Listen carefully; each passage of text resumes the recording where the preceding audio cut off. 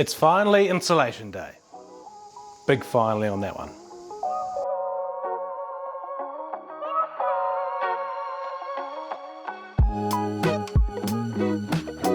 It's one I've been putting off. It's been so hot and humid here. Dressing up in the Tyvek suit with the mask, gloves, glasses. It's just been the last thing that I want to be doing. But can't put it off any longer. It's time to get cracking. Job one, I'll procrastinate for a little bit longer. Give this place a quick tidy just so everything's out of the way and I'm absolutely minimizing the amount of time I've spent in the suit. Let's get that done.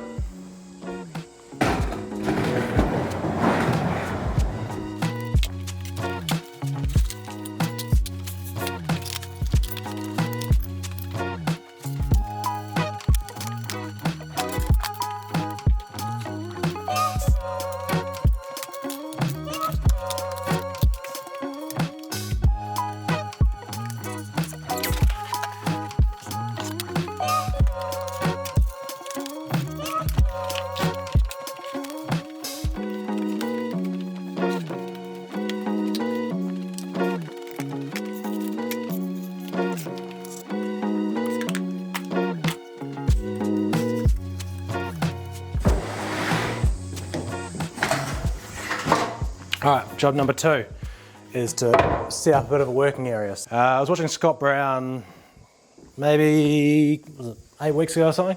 He went round to Ray's place, he did some installation. One of the tools that he had, it's like a bread knife attachment for a reciprocating saw. So there you go. There are dedicated installation saws, Barco makes one. I don't know if there's that many manufacturers of them. They're basically just like big bread knives, and that's what this is. So I'm gonna set up the reciprocating saw on this table and we'll see how it goes.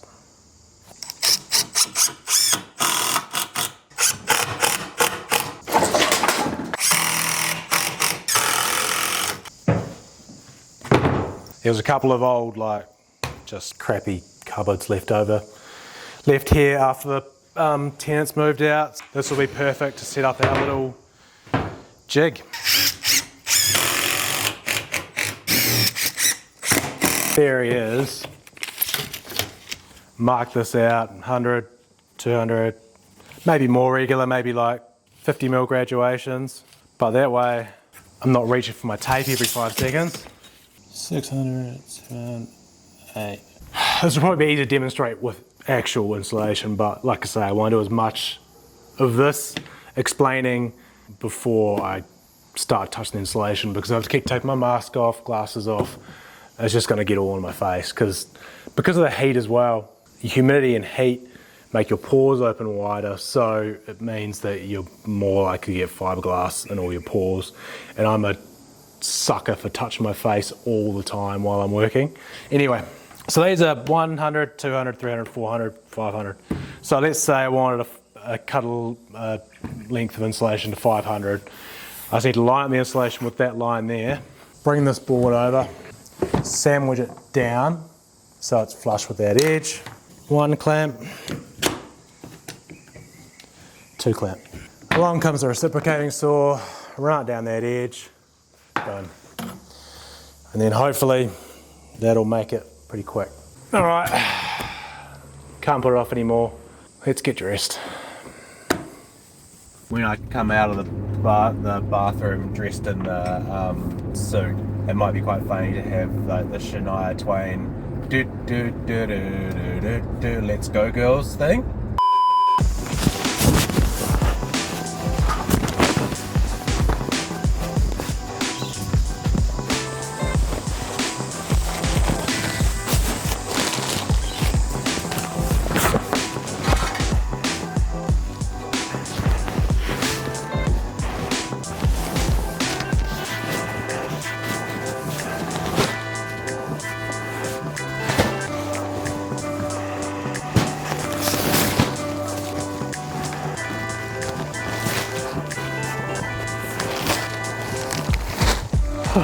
There's lots of considerations when you're looking at insulation. Through some fairly extensive research, I've opted for pink bats, I mean, doesn't matter. Fiberglass, there's three options. Classic glass insulation, polyester bats, and there's like the earth wool, more sustainable route. Everything I've read about the polyester bats says they don't perform as well. There's mixed reviews, and I'm certainly not an insulation expert. From what I've read, there's larger air gaps within it which allow more convection, which minimises their effective use. They are not very fire resistant or heat resistant. I mean, this is Australia, it's southeast Queensland, we don't typically get fires in these areas, but you know, if there was anything that started in the home, I don't want something that's likely to melt or be an issue on that front.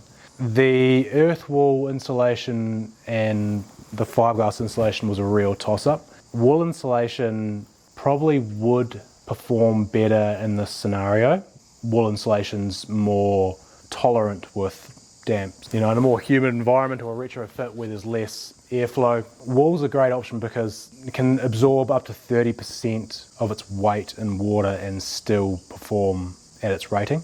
My only reservation about using the wool-based products, and look, I've read mixed reports that they can break down over time. They can become, like people have reported, like, you know, they can get infested with moths or whatever else. You know, I've read that that isn't an issue anymore, but I'm not, you wouldn't buy a new car. I wouldn't buy a new car because you don't know how reliable they are, right? Like, I've got an old car. I always advocate for older Toyotas because tried and tested. As much as the fiberglass insulation isn't ideal, fire resistant, flame retardant, performs really well, bug resistant. It is not quite as good as wool in damp environments, but hopefully I've created a situation where there is little to no damp with retrofit in this paper.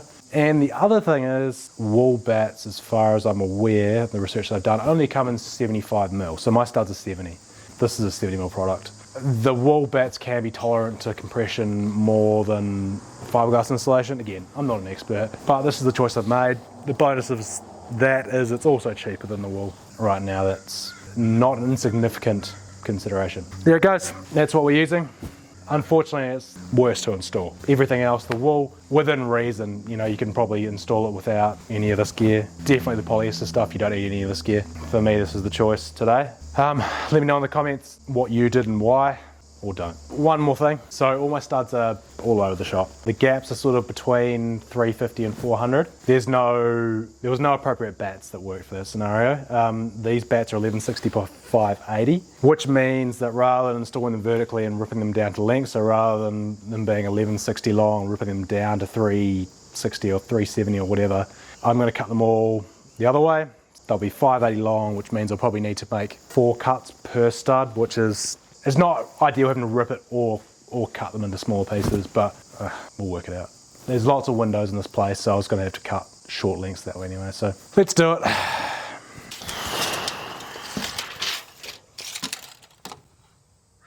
So it's a nice snug fit and it's not falling out constantly. I'll take the width, add 10. I think I'll probably have to cut, yeah, so it's four pieces in each stud, so let's crack into it.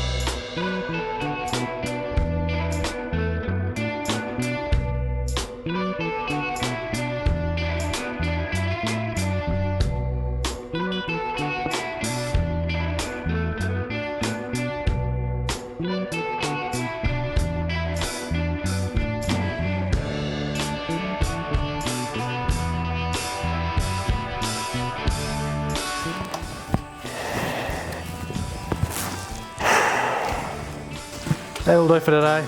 I'll carry on tomorrow.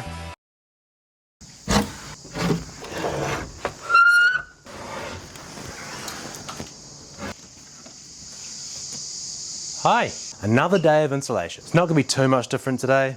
Measure, cut, install. Probably gonna take 2 more days to get this all done. It's not too much variety here, but what I am gonna do today is check the temperature throughout the day. When I come in here first thing in the morning, I've got to open up all the windows, get some airflow through because it's just hot in here. Like there's no insulation above me, the sun beats down on the metal roofing and it just radiates throughout the house.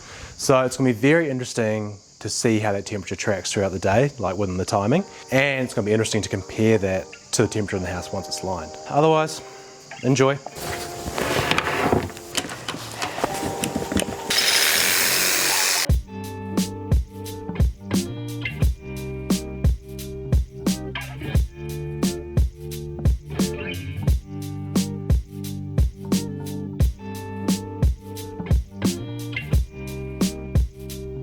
Look, I am your father.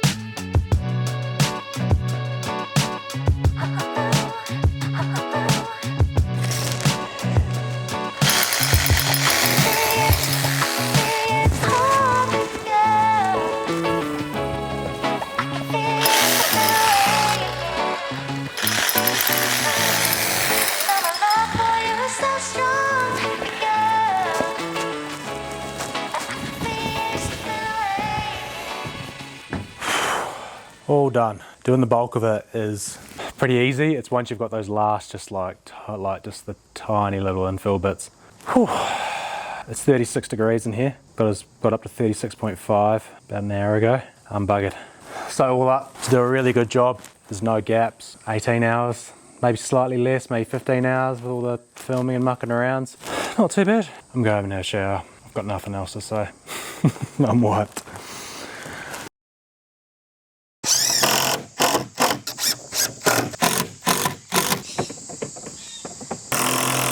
I had this cap on last video, 2 videos ago, and my brother said that I've got to skate the pool, so let's see how it goes.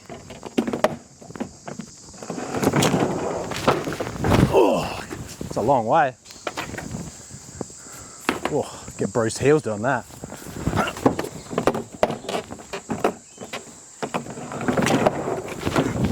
Oh, nah, that. Oh, that.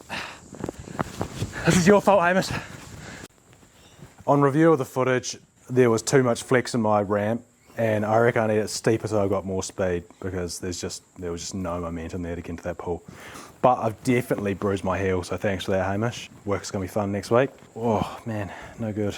2 jobs today. Clean up all the leftover offcuts of insulation, which I haven't done yet at all.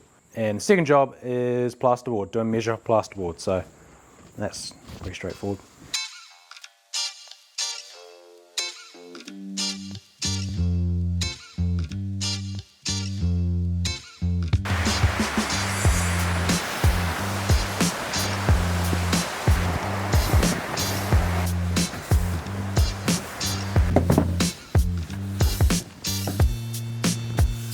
I may or may not regret this, but we'll see, I guess. Nice.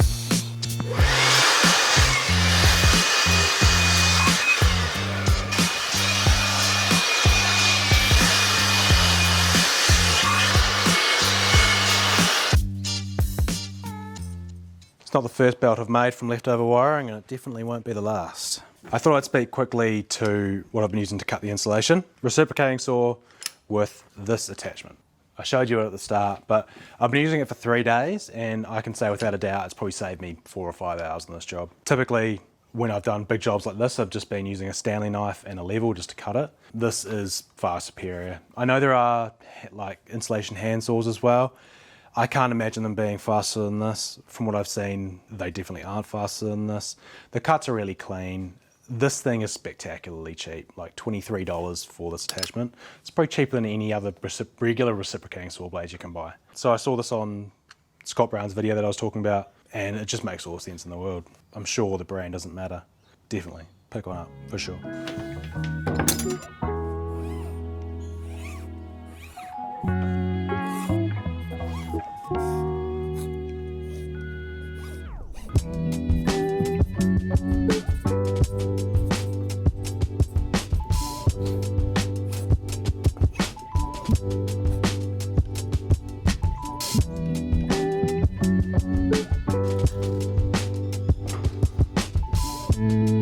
So I'd call that mission accomplished. Just did a quick measure up of all the plasterboard, so I'll go home now and do a quick measure up and take off any extras and just finish this. Oh, okay. I feel like I've done about 6 measure ups of this place already, but I keep losing them. I've done another one, and I'll take that home and I'll suss out the plasterboard order, and then I can crack into that. I've got a little bit of work on the business next week, but hopefully I can find my way back here just to do the last couple of little jobs before I can actually start sheeting. So I've just got some blocking and a couple of random spots to do. And I need to suss out a source for the sound insulation that we're going to put between the bedrooms behind the toilets.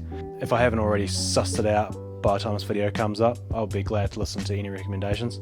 Thanks for watching. See you on the next one. So